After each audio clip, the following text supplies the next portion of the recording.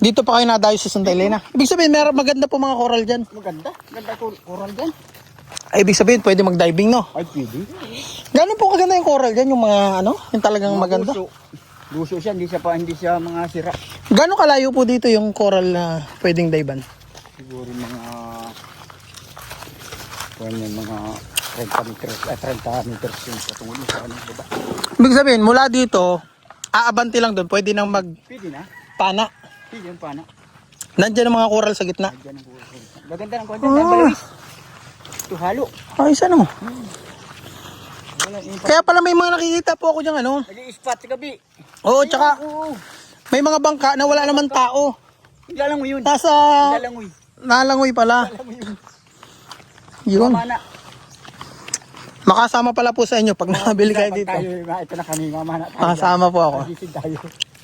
Hello mga ka-farmlad, good morning po. Ayan mga ka-farmlad, tripping po tayo kahapon, na-reserve po yung lot 7 natin. And ngayon naman po, Monday po ngayon, may tripping po tayo. At first time in history mga ka-farmlad, ang buyer natin is hindi bailan dumating. Ayan, dumating po nakabangka. First time po ito mga ka-farmlad. So ayan, tara samahan niyo po ako. Tuwan-tuwa po yung representative ng buyer natin na bumisita ngayon. Taga Calawag po yan, mangingisda po sa Calawag. And nagbiyaya pa siyang halos 1.5 hour drive para makarating. And kaya po niya nagustuhan kasi dyan din po siya nangingisda. No? Marami po daw diyang isda. Nadayo pa sila from Calawag dito sa Santa Elena. At yun, nasisid po sila na awag doon, namamana. May mga coral po dyan. Maganda po pala mag-diving dito sa Santa Elena, no? So yan, turo ko muna mga ka-farmlad yung available pa natin yan. Dito. Mula dyan hanggang doon. Tingnan nyo sir, napakalapad ng frontage. Maliwala. Mas maganda rito. Saka may ano yan, malaki yung aluwan dyan, no? Sako pa ba yan? Sako pa ito? pa yan. Hindi po ba ganyo, go? Hanggang doon, ang haba niya, no? Dito tayo sa 5. Sabihin kayo. Saka maganda itong Lilim ay. malilim. Malilim. Ay, dun sa fix ay ano na. Mainit.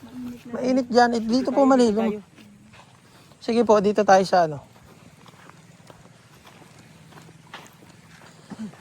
Ito naman, mula dito hanggang dun. 6. Ang advantage naman po nitong 6, kung gusto nyo yung may view ng dagat, ito, ang harap niya is mangrove. Pero kahit harap ay mangrove, may view pa rin ng dagat kasi yung 7, walang mangrove. Kaya pag nasa 7 ka, ay pag nasa 6 ka, may view ka rin ng ng open sea. Na walang mangrove sa harap.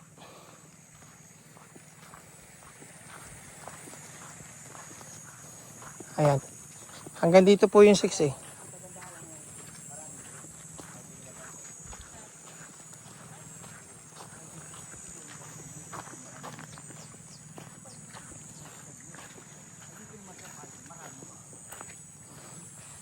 Ito po, hanggang dito yung 6 hanggang doon. Ang haba rin po, di ba? Papaganon, yan, sakop yan yung gana yan.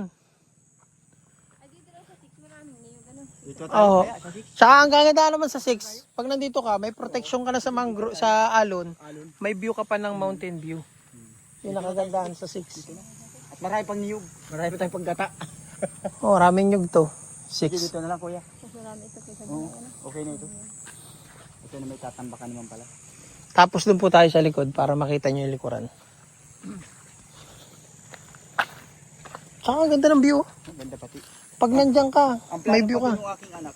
Ano kuya dyan, hindi man bawal din magtayo ng piskits. Yung mapambango sa Ay, pwede. Hindi. Sila ngay mayroon. Sila ay mayroon. Ikaw pa kayang tapat mo. Katapat ano? Ay, maganda dito po ang fish cage. Piskits yan para plano.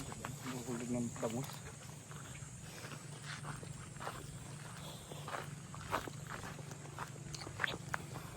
Didikit-dikit ka lang dun. Kasi kung plano nyo rin gawing resort po, Resort ilalayo-layo nyo lang yung fish cage. Maganda yun. Yung may resort ka na, tapos kung yung mga customer mo na naliligo, kung bibili ng isda, pwede mo isama dun eh. Sige, kayo namang huli.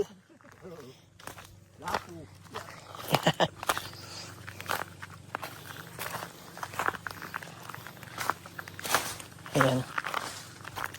Papunta po tayo dun sa may land area mga ka-farm lot, sasamahan natin. So ito yung tatambakan po dito.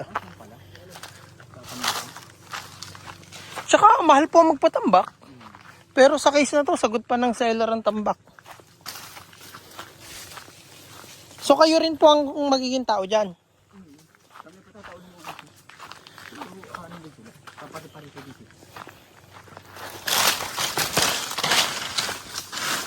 Saka ang kaganda nito, di ba, pag sa Sinag, sobrang layo sa bayan. Ito kasi ang lapit nito eh. Kaya kung mga malengke kayo, may bibiling kayo. Hindi na kayo ma-stress sa biyahe. Layo pag may sama na panahon ay pag may sakit ay. Kaya kung makikita nyo po, napakalawak din naman ng land area. 20 meters lang naman yung tambakin eh. Napapahaba siya ng ganun.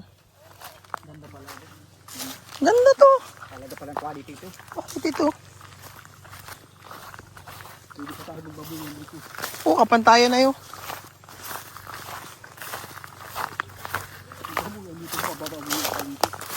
Ito pong pwesto natin, 7 ito. Ito ang 6 oh.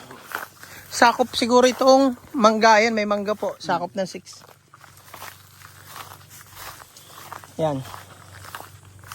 Ito ang 6 area. Ito. Papaganon. Pagayo pa ba? Oo, sakop to mga nyuga na to. Yan. Isipin nyo po, kahit nandito ka, may view ka pa rin ng ng dagat. May proteksyon ka na sa alon, may view ka pa. Ito yung boundary ng hanggang dito po kayo. Ito may tali, 5 na to. Ito 6 to. Ito 6. Aha. Hanggang dito lang kami. Ito, hanggang dito. Hanggang dyan. Ay, pala na. Yan, papaganon. Ganda, maraming yung... Hindi na yun. Iba na yung ari. Tapos yun po, sir. Dito magiging daan ng kalsada. Yan po ay bababa yan dahil kukunin yung lupa niyan, Itatambak dito. itatambak doon. Maganda. Kaya maganda yung magiging develop natin dahil hindi na po mahihirapan ng seller magkuha pa kung saan. Kung saan ang Ang nagpapatagal kasi na ikinalulugi rin ng developer kaya hindi natutuloy, nagtatambak sa layo ng kinukuhaan. kinukunan tapos pagbabawalan pa ng mga barangay kasi nasisira ang daan, natitenga yung developer. Ay, ito'y bako lang po ang kailangan. Yung bako lang katapat yan. Oo. Ilang sulong ng kuwang bako yan eh. Ayan, lawak. Kaya maganda. walang problema. Ayos man pala. Sulit ang kukuha dyan. Ano lang, ano mo kay ma'am? Sakop ito. Kami okay na ito. Sakop ito ng 6 yan. At may bahay-bahay na. Sakit daw. Ay, ito, 5 po yan. May bahay-bahay na yan. Ito, 6 to. Para pong pamaypay yan ay pabuka. Papagayin. Mahaba yung, malawak yung frontage. Okay yan 6 na yan. May view ka na, may protection ka pa sa alon. Uso po ba nga ngayon yung mangrove na nilalagyan ng hagdan ay ng tulay? Papunta doon sa may mga mangrove, tas maglalagay ng cottage doon, malilom, tapos pag liligo na lang Hindi doon. mga tao. Tsaka laking maganda pong maging hanap buhay nyo kasi kung maggaano kayo. Kaya kami kistis yan. Sabi nga nung anak ko ka pa, lagay kami kistis. Sabi ko, Panalo yan. Yan. May deep well po dito, si tatay. Makikita nyo yung level ng tubig. Kaya kung gusto nyong malinaw na malinaw talaga yung tubig, lalaliman po yung balon. Ito kasi hindi na to naabiyad ni tatay kasi stroke po si tatay yung caretaker. Kaya dati po sila nakatira dito, lumipat na sa taas sa may kalsada. Ngayon, ito po yung deep well nila. hindi nakakaati yan.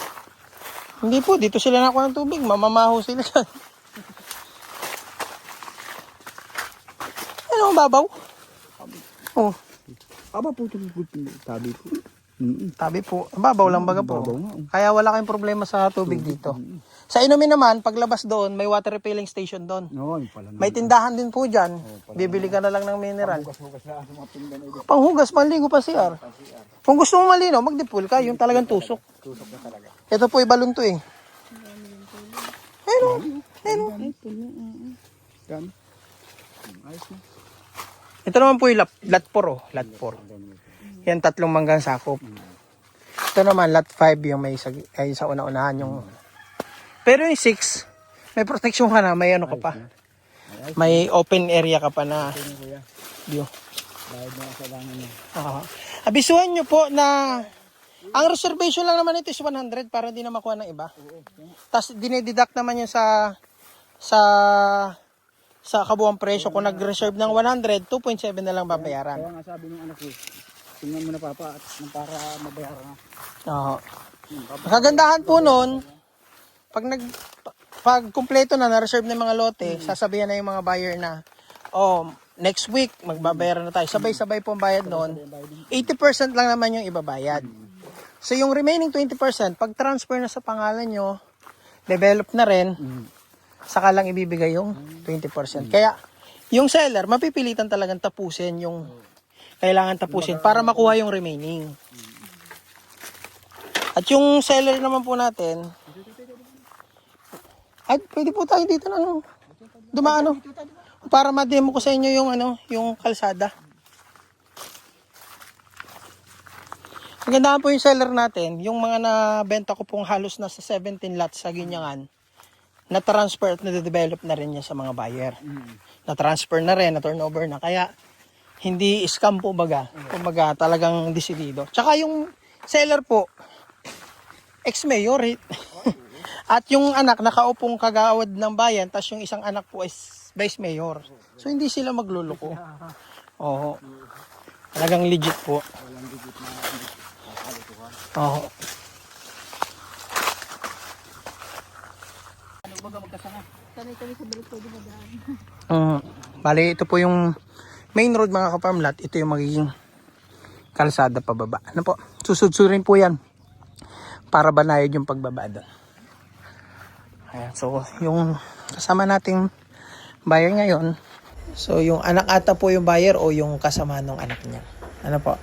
So, ayan, mahirap po magtatanong eh. Privacy na po nila yan. Bali kayo sir, ay namamana kayo, no? Yun ang hanap buhay nyo. Dito pa kayo nadayo sa Santa Elena. Ibig sabihin, maganda po mga coral dyan. Maganda. Ganda coral dyan. Ay, ibig sabihin, pwede mag-diving, no? Ay, pwede. Gano'n po kaganda yung coral dyan, yung mga, yung talagang maganda. Luso siya, hindi siya mga sira. Gano'n kalayo po dito yung coral na pwedeng divean? Siguro mga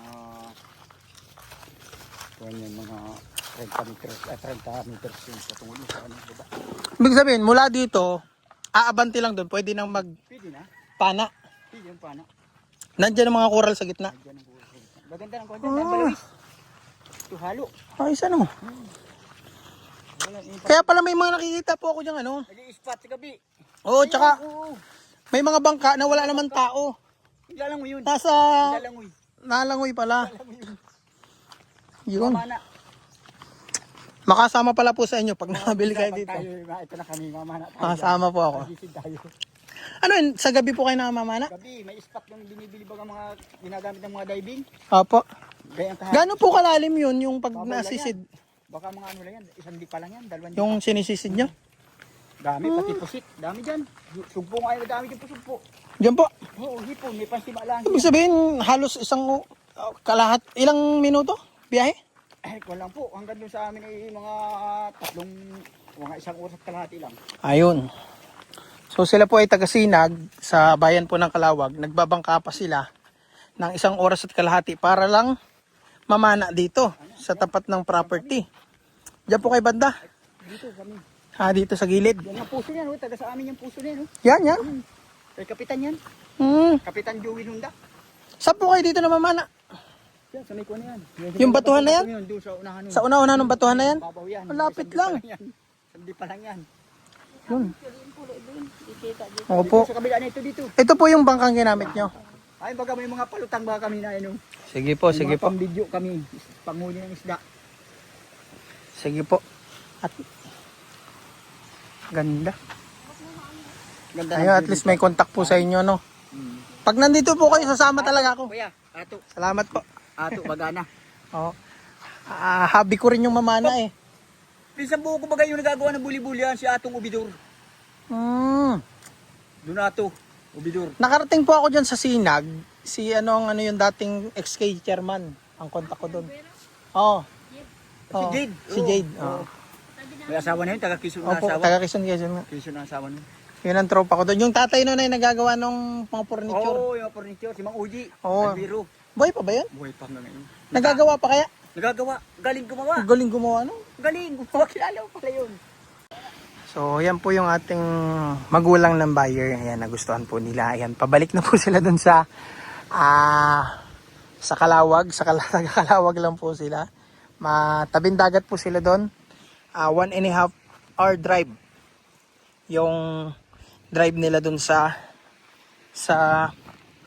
bago makauwi. So, imagine, kabilang bayan na po yan, Kalawag. So, wala halos din makitang magandang beach. So, dito pa nakakadayo sa atin, no? So, mas familiar sila sa mga beach kasi tabing dagat po sila. So, yun. Isa po sa nagustuhan nila dito. Maganda nga daw po dito. Calmy yung dagat. Malapit sa bayan. May cellphone signal. Nagustuhan din nila yung property kasi marami daw pong niyog. Tapos, malapit dun sa pinag-iisdaan nila kasi maganda daw po mga coral dyan. Doon po sila namamana ng isda. Yan, malalaki po yung isdang nahuhuli niya ni tatay. Kaya pag nandito na rin kayo at magiging katabi nyo sila, yun, pwede kayong mamili ng isda po sa kanya, no? Sabi ko rin kay tatay, kung gusto nyo pong niyang magnegosyo dito, kung gagawin niyang resort yung mabibili niya, pwede niyang i-upgrade yung bangka. So pag ginawang resort, pwede mag-island hopping. So dali ni tatay dun sa mga magagandang spot kasi mangista si tatay. Aware siya sa may magagandang coral, sa may magaganda pang pasyalan dyan sa dagat po. So ayan mga ka-farmlat. Tapos na po yung tripping. Ayan, ang nagustuhan po nila ay lot 6. So, positive na positive po yung sila. So, hoping na mag-reserve na rin. Pero yun. Yung kahapon po na buyer naman, lot 7 po yung nagustuhan. Ano po? So, yan mga ka-farmlat. Maraming salamat po. And dagsang biyaya po sa inyo lahat. Yan. Monday po ngayon. Maraming pong salamat sa inyo. Ingat po tayo lahat.